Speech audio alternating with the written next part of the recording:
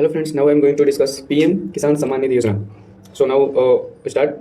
It is a central sector scheme. ये क्या है? वो सेंट्रल सेक्टर स्कीम है, यानी ये केंद्र सरकार द्वारा चलाया जाता है। ठीक है, और ये लॉन्च कब हुआ था? दिसंबर 2018 में। ठीक है, इसको लॉन्च कब किया गया था? दिसंबर 2018 में। ये किसको प्राप्त होता है? तो ये financial assistance to land holding farmer families, यानी ये ऐसे व्यक्ति को प्राप्त होता है जिसके पास क्या हो, मतलब लैंड होल्डिंग फार्मर फैमिलीज हो, यानी उसके पास क्या हो, जमीन हो। ठीक है, और यहाँ पे दिखाया जा रहा है कि इसमें क्या होता है, तो 6,000 रुपया एनुअली दिया जाता है। ठीक है, यानी 6,000 रुपया, तो 6,000 जो रुपीज़ होता है वो साल में सालाना दिया जाता है। एक और यहाँ पे distributed in 3 equal instalment of ₹2,000 each, यानी कह रहा है कि प्रत्येक 2,000 रुपया प्रत्येक 3 मंथ पे दिया जाता है। ठीक है, यानी इसको 3 पार्ट में डिवाइड करके दिया जाता है। फिर यहाँ पे एलिजिबिलिटी क्या होना चाहिए? तो एलिजिबिलिटी मतलब क्या, कल्टिवेबल लैंड होल्डिंग फार्मर्स, यानी क्या होना चाहिए?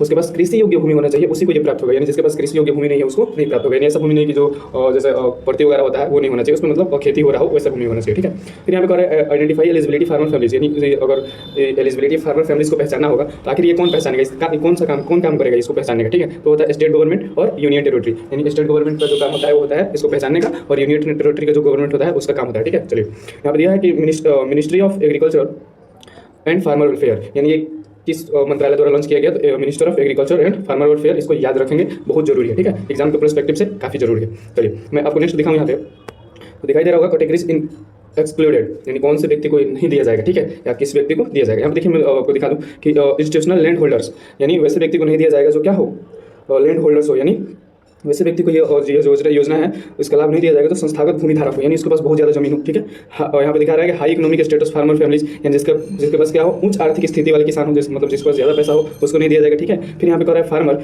Where any member hold or has held constitution post, यानी कह रहा है कि किसान जहाँ कोई सदस्य संवैधानिक पद, यानी वैसे किसान जो जहाँ पे उसके घर का कोई भी मेंबर संवैधानिक पद पे हो उसको भी नहीं दिया जाएगा। ठीक है, मतलब सरकारी पोस्ट पे हो किसी। फिर यहाँ पर है गवर्नमेंट एम्प्लॉय, यानी जो सरकार के सरकारी एम्प्लॉय हैं, यानी जो सरकारी कार्य करते हैं उनको भी नहीं दिया जाएगा। ठीक है, यहाँ फिर कह पेंशनर को नहीं दिया जाएगा। लेकिन यहाँ पे एक बात याद रखेंगे, यूपीएससी हमेशा किससे क्वेश्चन करता है? एक्सेप्शन, यानी जो अपवाद होता है वहाँ से ज़्यादा क्वेश्चन उठाता है। ठीक है, इसको ध्यान रखते हुए आप इस बात पर ध्यान देंगे कि यहाँ पे लिखा है बट डज नॉट, यानी किसको नहीं दिया, किसको इसमें एक्सक्लूड नहीं किया गया, यानी इंक्लूड किसको किया गया है, यानी किसको ये दिया जा सकता है। यहाँ पे दिया गया है इंक्लूड क्लास 4, यानी क्लास 4 के जो सरकारी सेक्टर का क्लास 4 होता है उसमें जितने भी मेंबर इंक्लूड होते हैं, यानी जो भी फैमिलीज के मेंबर इंक्लूड होंगे उनको ये दिया जाएगा, यानी इनको इसमें एक्सक्लूड नहीं किया गया, इसको इनको इंक्लूड किया गया। ठीक है, फिर यहाँ पे आप देख सकते हैं ग्रुप डी, यानी ग्रुप डी जो रेलवे का नौकरी होता है उससे जो रिटायर व्यक्ति होते हैं उनको भी ये पेंशन का योजना का लाभ मिल सकता है। ठीक है, फिर यहाँ पर दिया इनकम टैक्स पेयर, यानी इनकम टैक्स पेयर वालों को नहीं दिया जाएगा। प्रोफेशनल्स कोई कार्य हो गए जैसे डॉक्टर वगैरह हो गए, ठीक है, यानी जो अपना बिजनेस होगा, बिजनेस तगड़ा है तो उसको भी ये नहीं दिया जाएगा। अगर वो टैक्स पे कर रहे हैं तो उनको भी ये नहीं दिया जाएगा। इसको मैं नहीं लिखा हूँ,